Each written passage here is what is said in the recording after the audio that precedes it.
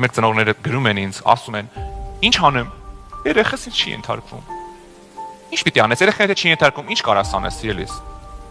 Խաղալիքը ձեռից վերցրու։ Այդ խաղալիքը կլինի, չգիտեմ, տիկնիկ, կլինի մեքենայի բալանիներ, կլինի տան բալանիներ, խաղալիքը ձեռից վերցրու։ Վերցրու ասա, զրկվեցիր։ Այսքան ժամանակով այս խաղալիքից հետ, այսքան ժամանակով ինտերնետից զրկվեցիր, այսքան ժամանակ ես ինչ բանից զրկվեցիր, քանի խելքի չես եկել։ Մենք այնքան չպիտի սիրենք մեր երեխեքին, որ թողենք գնան դժոխք, հասկանում եք։ Չափից դու սիրով կարանք մենք ճամփու դնենք երեխուն դժոխք։ Մեկ ավելի լավ է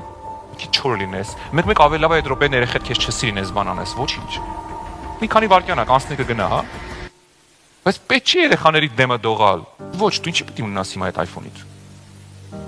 Պատկերացնես հայ պապաներին տես բան ասես։ Միլիոնատեր պապային ասես տղետ iPhone-ը ուզում ասես չէ, կնոպշնի հեռախոս տուր։